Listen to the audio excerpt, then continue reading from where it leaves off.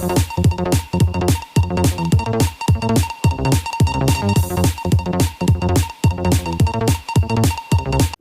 માર્ગ મકાન વિભાગના કામોમાં ચાલતા ભ્રષ્ટાચાર વિરોધી ભૂખ હડતાલ.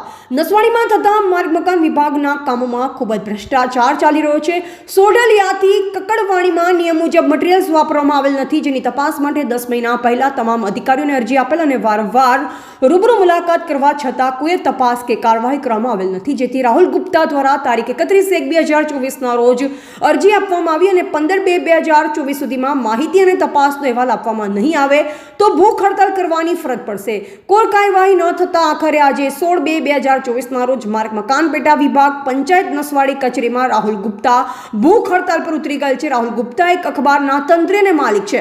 અધિકારીઓ જો પત્રકારોને જવાબ ન આપતા હોય તો ગરીબ આદિવાસી જનતાની શું હાલત હશે? હજુ સુધી કોઈ જવાબદાર અધિકાર ઓફિસર હાજર નથી. બ્યુરો રિપોર્ટ મધ્ય ગુજરાતનો અવાજ ન્યૂઝ નસવાડી. મારું નામ રાહુલ ગુપ્તા, હું ઇન્સ્ટન્ટ ડેરીનો કંપની છું અને આજરોજ નસવાડીના માર્ગ મકાન વિભાગના કચેરીમાં ભૂખ હડતાલ પર બેઠો છું. ભૂખ હડતાલ પર બેસવાનું કારણ એક જ છે કે નસવાડી તાલુકામાં વિકાસના કામોમાં ચાલતો ભ્રષ્ટાચાર, જે ભ્રષ્ટાચાર ઉજાગર કરવા માટે મેં 25/4/2023 એટલે કે 10 મહિનાથી આ કચેરીને જાણ કરું છું, છતાંય પણ એની કોઈ તપાસ કે કોઈ માહિતી મને આપવામાં નથી આવતી. એટલે છેલ્લા કંટાળીને આજે કચેરી પર ભૂખ હડતાલ પર ઉતર્યો છું. જ્યાં સુધી કાયદેસરની કાર્યવાહી ના થાય અને મને મારી માહિતી ના મળે ત્યાં સુધી ભૂખ હડતાલ ચાલુ રહેશે.